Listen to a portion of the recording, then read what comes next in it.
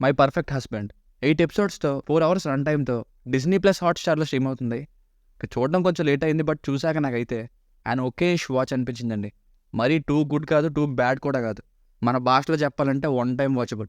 ఒకటి మాత్రం పక్కాగా చెప్పగలను, డెఫినెట్గా 8 ఎపిసోడ్స్ అయితే అక్కర్లేదు. ఒక గంట సేపు రన్ టైంని ఈజీగా ట్రిమ్ చేసేయడానికి ఛాన్స్ ఉంది. ఒక్క 5th ఎపిసోడ్ హై ఇచ్చింది.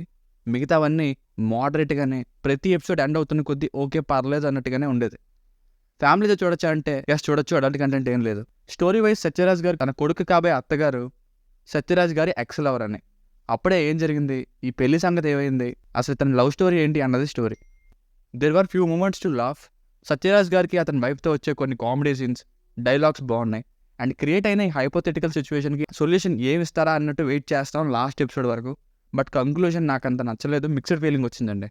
గుడ్ చేయడానికి సంజయ్ దత్ గారిది సేమ్ ఇలాంటి ఒక కాన్సెప్ట్తోనే రీసెంట్గా ఒక సినిమా వచ్చింది. ఆ సినిమా చూసాక ఆయన రివ్యూ ఇవ్వలేదు. ఇక ఈ మై పర్ఫెక్ట్ హస్బెండ్ సిరీస్ ఆ సినిమా కంటే చాలా బెటర్. ఈ సిరీస్లో performances, story line, music and cinematography ఇవన్నీ బాగున్నాయి. But over stretched. ఇక ఎపిసోడ్ వైజ్ రివ్యూని చూస్తే ఎపిసోడ్ 1 లిటిల్ ఇంట్రడక్షన్ అండ్ అక్కడి నుండి డైరెక్ట్గా మెయిన్ స్టోరీలోకి ended with a problem. Episode 2 first ఎపిసోడ్లో తెలిసిన ప్రాబ్లంకి ఏం చేయాలా అని ఆలోచిస్తూ అది ఇంకో మలుపు తిరిగి ఎండ్ అవుతుంది. ఎపిసోడ్ 3 ఇందులో డైలీ లైఫ్లో జరిగే కొన్ని విషయాలు చూపించి క్లైమాక్స్ 2 విషయాలను రివీల్ చేయడం స్టార్ట్ చేస్తారు, కానీ ఇంకా 4th ఎపిసోడ్లోనే అన్నట్టు ఉంచేశారు.